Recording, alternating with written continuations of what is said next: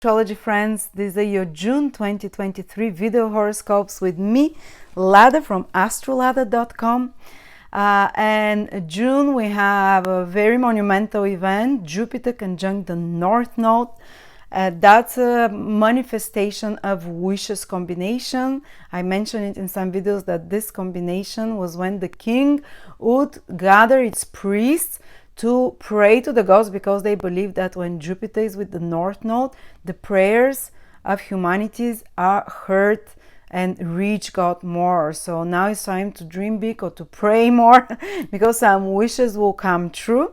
And there's some other important events that I'll talk about. But first I want to tell you that me and Trifon are doing a course on June the 10th and the 11th on the 100 fixed stars, most important according to ancient sources, how they play out in the natal chart, what it means to you. You can read the horoscope just using fixed stars, nothing else. That's how I read most horoscopes.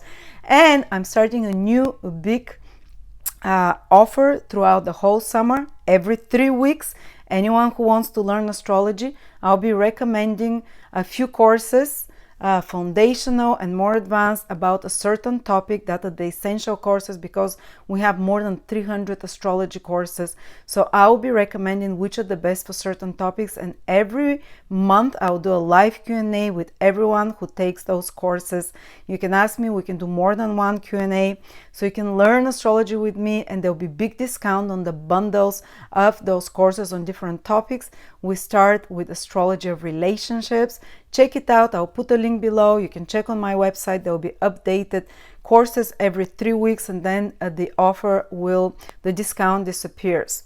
But I will be throughout you the whole summer with every new person that joins for any questions on this process of learning with me, because we have incredible courses from incredible astrologers, and mine, of course, always will be present there. Thank you. Let's start. Sagittarius, Sun, Moon, or Rising, June 2023. The month starts with the Jupiter's North Node conjunction. The last time this happened was 2016 that they were together. So it's a rare event. And it's like Jupiter on steroids when Jupiter meets the North Node, because the North Node magnifies, intensifies whatever it touches.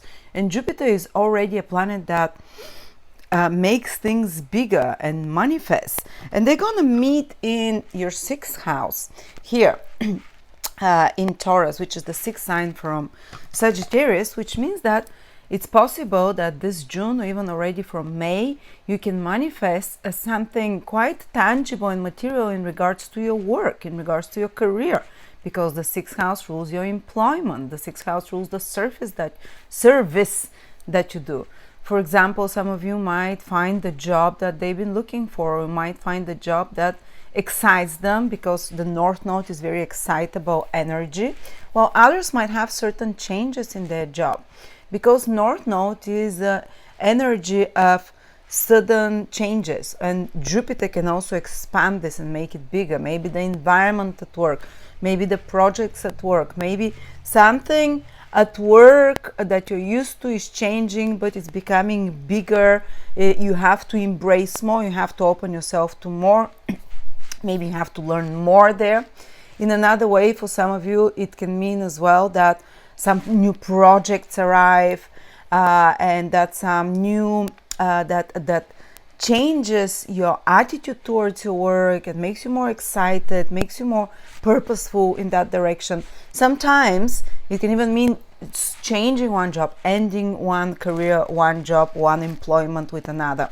6th house is also your employees. So there can be something important happening there in regards to the people that are below you, that you manage, for example, people that you hire in some way, or with your co-workers, because North Node Rahu indicates change, something new. The Jupiter can expand that, but usually because Jupiter is there, it will be something beneficial, manifesting maybe employees that are, let's say, more knowledgeable in some way. Also, the 6th house indicates as well your health routines, your everyday health routines. Jupiter in the North Node there, for example, and any kind of medication that you might be taking, any kind of therapies that you might be doing for your health, So Jupiter and the North Node there can manifest a new treatment for you, something that you feel more passionate, more excited about, more hopeful about, something that gives you a breakthrough somehow in your health, a new diagnosis, for example, that makes you more hopeful.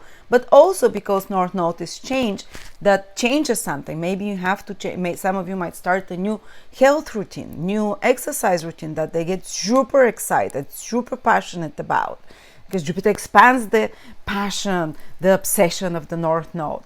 But something's going to change in your daily routines, in your habits, even sometimes in your nutrition, which is the 6th house, in exercise or medical condition in some way, hopefully for the better, because Jupiter is there. And also, because I said it's in your work, anything connected in your work environment, daily routines, and so on. That's one indication. It doesn't directly aspect Sagittarius, but still it's worth mentioning this conjunction because you're Jupiter. So actually, even if you don't feel it in the 6th house, you would feel it on Jupiter, because your planet Jupiter is joining with the North Node. So how is that gonna feel? It might feel like a sense of inflation. It might being inflated or like a sense of becoming more risky. The North Node is adrenaline junkie a bit, the dopamine junkie. So you might be willing to take a leap of faith. It already might happen in May, but you're hopeful somehow for the future. It's not just something is changing. Yes, definitely with Rahu, something big can change in your life, but in a way that you feel excited about, in a way that you feel that maybe you're doing even a bit something naughty, that you're doing something that is taboo or forbidden, because this is part of what the North Node carries as symbology. Well, for others, it's not going to be taboo or forbidden. It will just be a bit out there, something that you haven't done before. So Rahu inflames you to do something new, inflames you to do something foreign to you, something risky, as I said, to take a chance. And Rahu can shake up your life. I mean, it is with your planet, and shaking up of one's life in some extreme cases can mean even like, you know, Rahu is the planet of passion, desire, but also sudden events like divorce and so on. I'm not saying that, but it's with, but something you will, if whatever happens, it opens new doors for you, because Rahu brings something new into your life, something that you get excited about. It can also make you feel more ambitious around that time, because Rahu is a material planet that wants to take from life with full hands. Is the dragon's mouth depicted, the North Node, in mythology. So it's like wants and desires. Of course, it can have some negative connotations as well, because it can mean biting too much more than you can chew, for example. But sometimes for some of us, and for many of us, it's important, this Rahu, the North Node, to give you the nudge to take the next step, to jump blindly, even if you don't know what you're jumping into. So, but again, keep in mind that Rahu can have these connotations of you're being seduced by something that maybe the grass is green on the other side, it looks better. But maybe you have to experience it anyway. So I cannot tell you whether it's just always this element of risk with Rahu, that it might turn out to be a bit of an illusion, or the grass is greener. But, you know, just like someone who wants to be rich and thinks that if they're rich, it will solve all their problems, they can never understand that until they become rich. So it's like you have to experience something to gain that experience, because Rahu brings this new experience to know if something is right for you, or if something is, because ultimately whatever we do with Rahu never gives us the ultimate sense of happiness, because no matter what you get from this world, wealth, money, sex, whatever, new career, fame, which is all things, privilege that Rahu can give us, ultimately the soul is craving for something else. But we're not here on a spiritual lecture. We're here to kind of know what is possible. And Rahu opens those doors to new experiences, worldly experiences that are exciting, that are glamorous even to some extent, but also for some it indicates change, things shaking up. And the 6th house, for some of you, can mean 6th house is the dissolution of contracts, or Rahu there with Jupiter can push you to take some bold step in that direction, dissolution of promises, contracts. It's even the house of divorce. I'm not saying Sagittarius are divorcing or anything. I'm just mentioning that it's possibility for some of you because of those indications. Then on the 6th, great thing. Venus, the planet of love, is moving into another fire sign, into your 9th house in Leo, and it's going to stay there till October. Venus usually whizzes through a sign in a month, sometimes less than a month. This time it will stay for 4 months. It's a very prolonged benefic influence of Venus that is directly protecting you with a trine. So we're gonna love that. So Venus will stabilize you through those changes of Jupiter with the North Node that many of you already have started from May or even a bit earlier, because they've been closing in together, and they will continue the whole June and into July as well, while Jupiter and the North Node are close together, where you take a leap of faith in some way, or you do something crazy. Can't tell you. But Venus will make sure it stabilizes you. Venus is like a calmness potion, like a serum of Zen serum in a bit. No matter what is happening in your world around, Venus will stabilize the situation. Venus can start making you feel over the next 4 months more beautiful, more balanced, more Zen, yes. More in touch with your feminine side. Even for men, that is good, because they are women, men, they become more agreeable. When Venus looks at their sign, they become more kinder. They can become more easygoing, more charming, and diplomatic as well.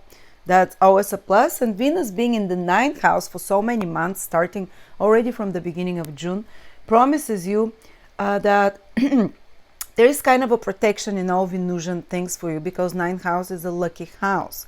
And any planet that is there for long, it becomes a source of blessings of some sort. So anything Venusian can become a source of blessing.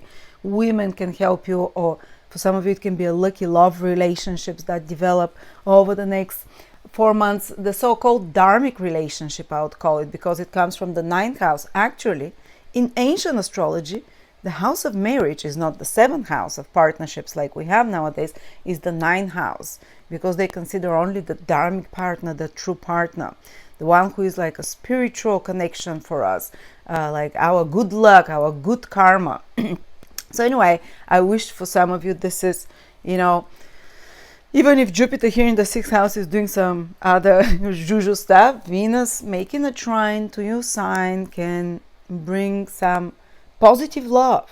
Or if you're already in a relationship, it can indicate that your love can somehow be taken to the next level, that your love can be, because it's bathed here in the high vibrational 9th house, so it can be seen from a higher perspective. There can be forgiveness or more inspiration together in a relationship. Or Venus in the 9th house can also benefit you, anything connected to the 9th house. Let's speak specifically what is the 9th house. So for some of you, it can mean some lovely trips abroad that Venus can bring. Venus will go retrograde for a little bit from August approximately. We'll speak about that in next month video, because some things can be, you know, for example, it can mean going to a country you've been before, but already Venus is first moving direct, so it can, can you hear me better? So it can manifest, so it can manifest the foreign trip, meeting even love abroad for some of you, or a foreigner, meeting someone from higher society, or meeting someone, and it's not necessarily just sexual, intimate. Sometimes it's some figures meeting more people that are well educated, that are source of noble people, as they call them, or people with knowledge, or people with more expansive worldviews that can, or more like a beneficial energy comes from them. This 9th house energy, which is kind of like a blessing. It brings someone that brings knowledge, that brings opportunity to you, that opens doors and horizons for you. It can be a woman as well, because Venus rules women. But because Venus is naturally love as well, you are kind of in a more high-minded attitude towards love, inability to see when it comes to love and making choices. Venus is the planet about making any kind of choice in your life, and you can see from a higher perspective. So I think hopefully some of you, a lot of you, will be making wiser choices, not just in relationships, but in everyday decisions as well. And Venus is in the ninth house, can indicate also something very good happening in regards if you want to learn higher knowledge. You would enjoy it. Whatever Venus is, it happens with ease. You will find a lot of pleasure in it, and even you might be, because Venus rules your sixth house of work, where Jupiter is already starting to bless you there for the next 12 months, while the ruler goes in the ninth house of learning something. That can be a great time already from this month. If there is an opportunity to take a course or something to expand your knowledge, or mentorship of some sort, or there are free programs like that as well that inspire you towards your work goals, and that can help you actually achieve more in your work, because this is the house of education, higher knowledge, taking it to another level, and the ruler of the sixth house of work is there. So anything to improve your skills, it's not just skills, to improve your knowledge in regards to your work, or maybe mentorship in regards to your work. Like a mentor can really help you. Like you go for a counselor who helps you, he gives you a perspective what will be the best jobs or the next best steps in regards to your career. This can be something very good you do. Venus also rules your 11th house. Staying there for 4 months in the 9th house can be very lucky with friendships for some of you. And as I said, they might be either with foreigners or people that with more knowledge, higher knowledge of some sort, or even some kind of a benefactor that can even help you in regards to your work. And I think the 11th house is also gains and income, and its ruler going into the 9th house, staying there, that can be lucky. You can find new ideas and inspiration how to expand your income, for example. New knowledge. You might go on a course how to believe, how to fulfill your dreams and goals. The 11th house ruler is dreams and goals and income and social and economic position in the world. And these are usually the things we really desire: prestige, money, certain social rank. That's why goals and dreams, certain achievements in the world is the 11th house. And of course, achievements that are recognized and that we are recognized for, because that's the public approval. And the ruler going in the 9th house, which is very lucky, but it's also the house of mentorship, can indicate that you can get mentored about expanding your dreams, believing more of what is possible, reaching your goals, and so on. The 9th house is also anything to do with if you're trying to get visas, foreign passports, relocate abroad in some way.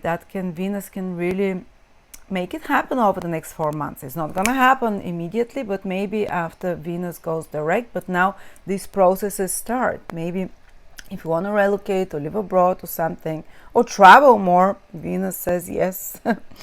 Higher education, if you want to teach, if you want to get a better mentor, teacher, you might, for example, meet a great teacher, usually of a female nature, or someone that there is a strong love connection there. That can help you, whether it's a professor or whether it's whatever field you are in, or whether it's a spiritual teacher or inspirational figure that really opens up your eyes, makes you more to love, to understand the higher perspective. Or maybe even you'd love just reading such motivational or watching motivational videos, higher knowledge, reading books about astrology or books about anything which is like more academic or more spiritual, which is about scientific research, or which also reframes your brain, which makes you see things from a higher perspective and get a newer, bigger understanding and better understanding about something. All right. And also if you have any legal matters like court cases or whatever, the 9th house is the judge and so on, any legal matters that you have to deal with, Venus there can, over the next 4 months, make things go easy and good for you in that direction. Then the next thing is that Pluto is moving back on the 12th into your second house. Nothing important here, it will be there till the end of the year, but you might be ending up it might come back for you to finish up some matters connected to finances, resources, assets, self-worth issues that you might have been dealing, to work on them, hopefully get yourself empowered through them. Sometimes Pluto can create a crisis for a little bit, but this is one of the last times Pluto will be in the second house and never again in your life after that. So whatever is left unfinished there, you might have to, deal with such issues again about self-worth, about food and how you eat, about your possessions, resources, money, to put them in order or somehow, rearrange them, transform them till the end of the year. Then on the 18th, sorry, it's kind of, you can't see it here, but on the 18th, the kids wiped it with their butts playing here yesterday, bless them. 18th, Saturn goes retrograde, Sagittarius, in your 4th house for the first time in 30 years. And it's going to go retrograde 2 more times, next year and the year after, but it's the first out of 3 times. So it's not going to maybe happen immediately, but Saturn going retrograde, it becomes heavier in energy. This is when obstacles might start appearing.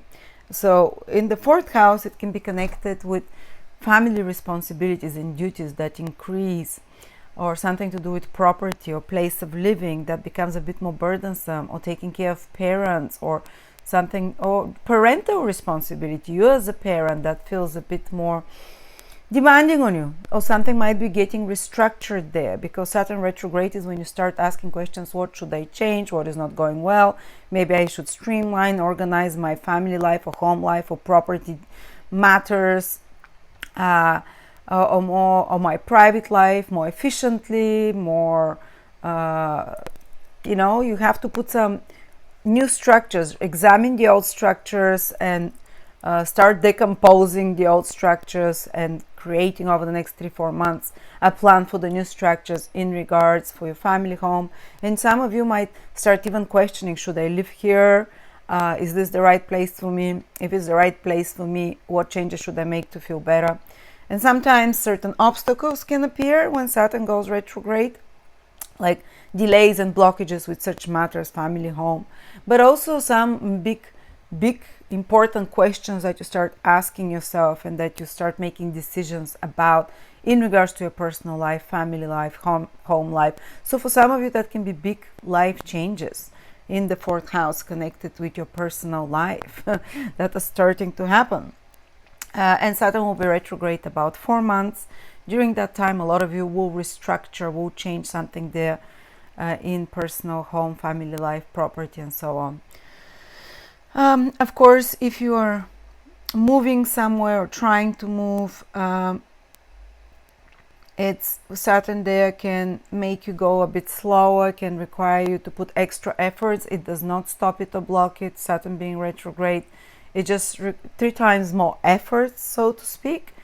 But not always such things are easy. Then on the same day, you have a new moon in your 7th house.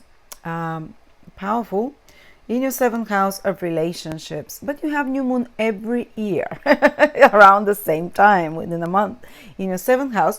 But this new moon, for some of you, if it's the right time according to other astrological techniques, if it's the right time for you karmically, dharmically, can actually trigger a new relationship. And with Venus blessing you already with its rays, it can be time for love for some of you.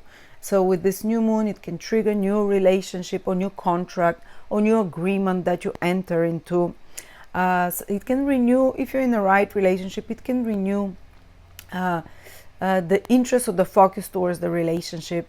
There might be something new that appears that your partner will be doing, something new that they'll start, or maybe it's not necessarily only marriage partner, it can be some new business partnership or a new person appearing in your life, sometimes a best friend, sometimes a new friend in life. Many times when 7th house is activated, I see it with friends actually rather than sexual relationships or marriage relationships. So there can be new people entering your life that bring something into you, or more increased socialization. But because it's new moon, something new is happening there through others, like someone else motivates you or interests you in something as well. And it's good usually to collaborate with others during new moon periods, strongly emphasizing or seventh house activity. Some new partnership, but there is square from Neptune in this new moon.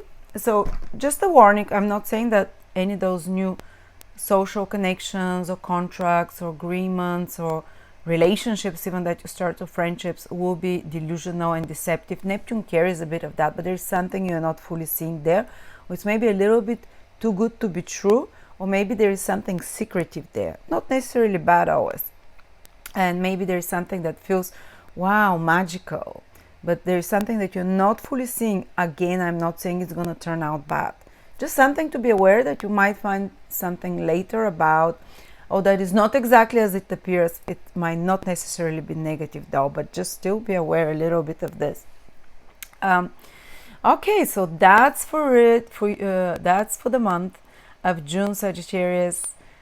Thank you so much, and if you want to join me on this learning journey with me, my top picks and choices every 3 weeks, I bring a new bundle of courses you might be interested in with a very nice discount, and I'm mentoring you through the process once per month. Thank you.